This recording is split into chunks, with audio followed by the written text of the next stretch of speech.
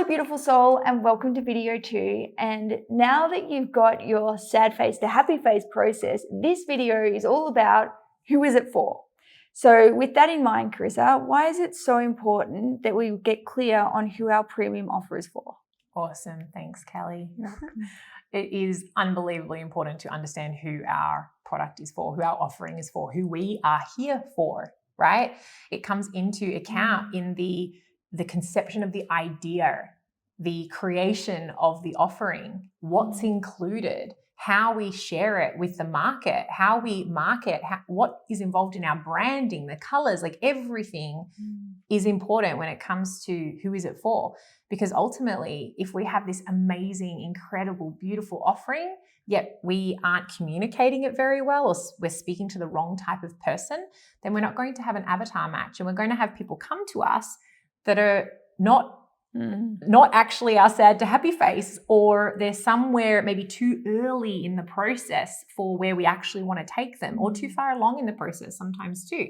Yeah. And so without having this understanding and this depth of knowledge and wisdom about who our people are, who it is that we're here to serve, then our products can literally just go down the toilet. Yeah, they flop. You get crickets. Yes. And it's something that we see this a lot, don't we? Where there's been, and this is in traditional branding, marketing, who's your ideal client, they always go, who's your client first, then your product. Whereas we're wanting you to do it the other way around, because when you know what it is that you love doing, then you call in the person that it's for. And that way it's much easier to get a match than the other way around.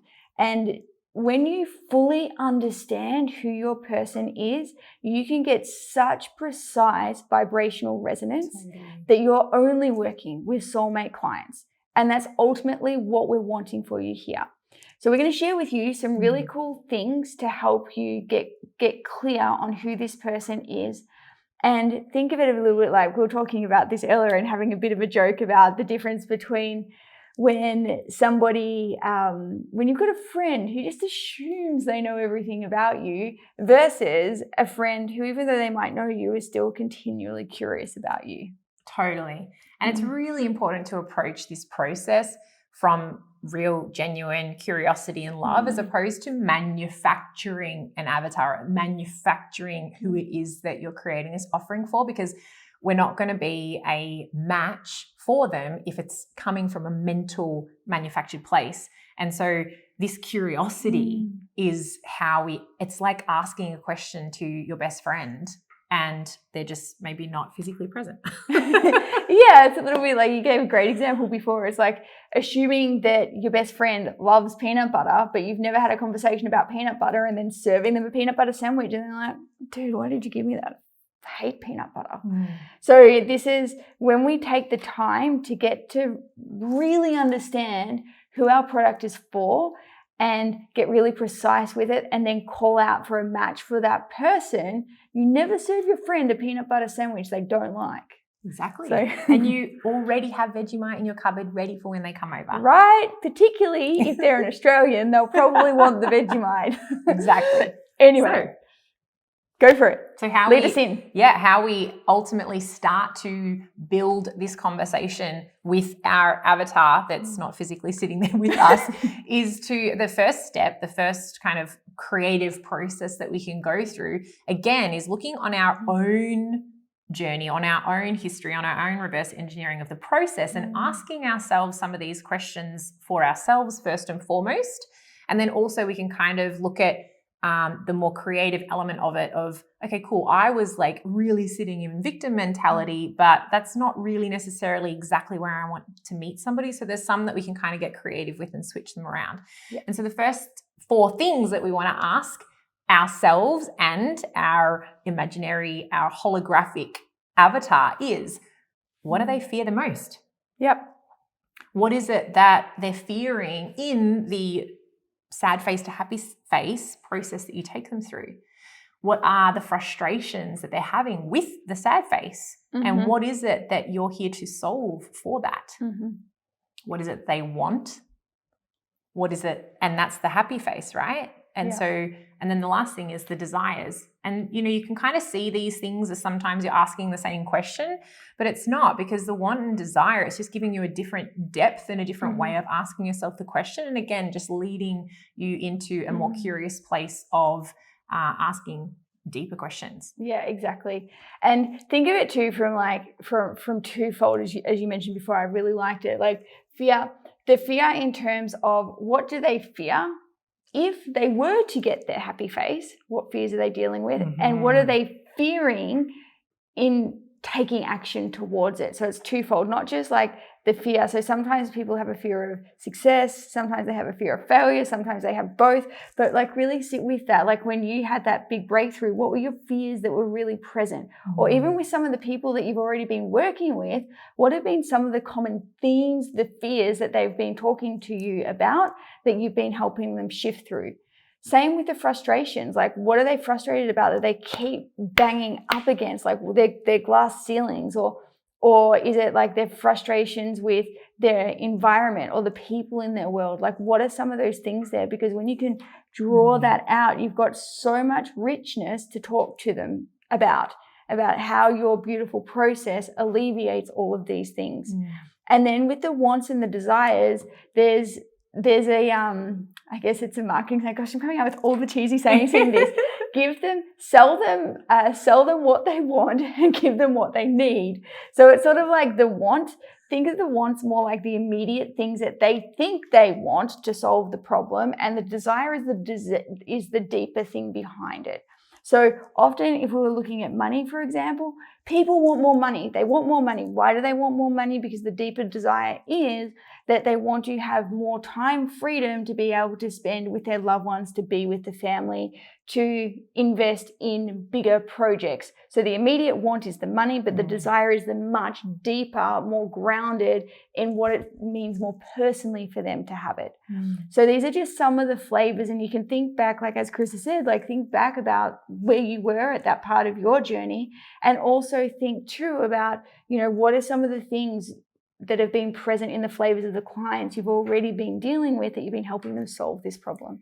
Totally. And ultimately, when we go through, the reason that we keep referring back to your own journey and your own process is that your ideal person for the product is going to be just a version of you that's experiencing the world in a really similar way to the way that you experienced it. And so you can actually really ask yourself so many of these questions, and it's going to make it a lot more easier to get into that depth and being super honest with yourself about where you were at the various parts of that journey.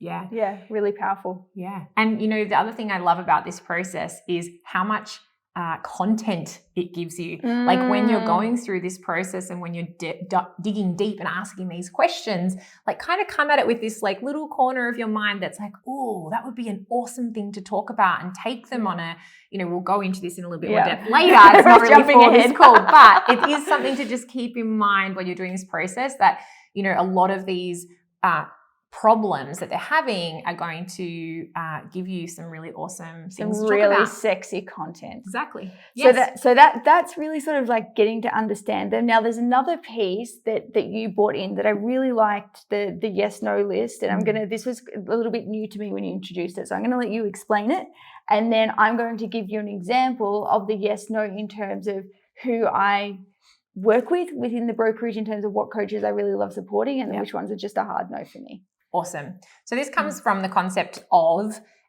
sometimes in order to work out what we do want, we have to first work out what we don't want. Yeah. And so sometimes through our journey working with people, we can get really clear on what it is that we don't want to Can't we just? in somebody that we're working with. And so this is where the no list comes in really powerfully, that if you've determined what things, what traits, what values that these people hold, and you can create a no list, you can very, very clearly articulate what your yes is, being the opposing of that. And so many people are so easily able to say, I don't want to work with somebody that doesn't have any money. I don't want to work with somebody that is in victim mentality. I don't want to have a client that isn't taking self-responsibility, right? And that's really easy, but then it's not always as easy to flip onto the yes. And so when we have these, 2-column page with a no list and a yes list, it gives us a really powerful indication of what the person looks like. Yeah. And that way we know too, like when we're clear on our yeses and our nos, where the power in that is within the space of a couple of minutes of talking to this person, whether they're on your yes list or your no list, because you've taken the time to do this. And instead of you spending hours talking to this person to see whether they're a fit for your program, in the first 5 minutes, first few sentences, exactly where they sit. Totally. And some of these can be super big red flags. And what I see as a problem so often is when people override their red flag because they're not as clear on this yes and no list, and they take on a client that their whole body in the consultation is saying no, no, no. And they do it anyway because they're in scarcity or lack or what have you. And so being super clear on these is going to support you in that process. Yeah. You're not going to end up working with somebody that isn't actually a match for the process that you're offering. Yeah, absolutely. And so here's like, I'll give you like a few things on my yes and no list so you can kind of get an idea of what this feels like. So my hard no's when I'm getting to know coaches and whether our businesses are going to have a good relationship working together is any coach that falls into this no list where they're really money driven, they're entitled and they demand their results now, and they constantly like try and micromanage and they constantly keep trying to like get in the process. That's just a hard no for me. Sorry, don't need it, nor do my staff. Also, ones that have no runs on the board and they're brand new, not because I don't love them and not because I don't believe in them, but because when you're adding finance to your coaching business, you need to be at a certain level where you've got a certain amount of runs on the board, because adding finance to your business is literally like adding fuel to fire. When you do it right, your growth is exponential. And if you don't have the systems and infrastructure in there, when you're all of a sudden getting paid for services up front and you don't have the infrastructure support to that, you can get yourself in a lot of trouble really quickly. So that's why for me, it's really important that they've got runs on the board and they've got some infrastructure behind their business so that when we do bring the fuel to the fire, they're ready to go. And then the other big no for me is the coaches with the super wanker cape. The ones that don't who I am and I'm so cool and they think they're all that in a bag of chips. I don't have any time for them. I don't care how big they are or how many clients you think you can give me. It's just a no, because I know that you care more about you and how you look, and not so much how you look, but about fluffing your own feathers than you actually do about serving your clients. And you get more out of what's happening with your bottom line than the impact you're making. And that's just not what I'm about, and I don't support it. We like a little bit of humility. And we do. So, and then in terms of my yeses, this is what I love most about coaches. And I know when I'm talking to somebody that is on this yes list, because I feel it in my soul and it lights me up, and I get off the call or off the conversation and I just feel so energized and so excited to work with them and so excited to help them in their mission. And that's when they're impact driven. They've got like a really big mission. They're anchored in their mission. They know why they're here. They know who they're here to serve. They've got super big hearts. Like they're really generous. They're generous with their time. They're generous with their heart. They're generous with their love. And they're generous with their assumptions. They are also like evolution focused, as in they want to grow. They want to evolve. They realize that as much as they know so much, they're also still growing and learning as well. And they want to grow with me. Also, they're very service-centered. So they care so much about the experience their client is having and the results that they're getting for their clients. And I also know because they've got so much honor and integrity. They follow through on the things that they say that they're going to. They're really who they are on the front end of their business is exactly who they are when nobody is watching. And that's a really big one for me. Yes. I find it really sexy when I see leaders when they're exactly who they are at the front end of their business with the sales and marketing as they are within their delivery, and they are behind closed doors when no one's watching. Totally. Yeah. And our yes lists are very similar.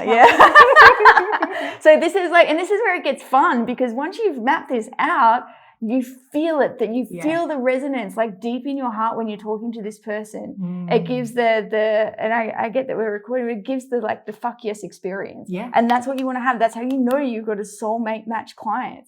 Totally. And when you create content and share from that place, it's such a significant difference from the manufactured mental understanding of who it is that you're talking to. This is a heart creation. This is a frequency match for the people that you're here for. And so when I think it's also important to mention that you want to make sure that you are a match for your yes list, and that you are not the match for your no list, and you can't well, you can, if you want to, put something in a no list that you're also doing, but please get that that's not actually going to be a frequency match. So it's really important to check your own alignment with this process as well. Yeah, really awesome point.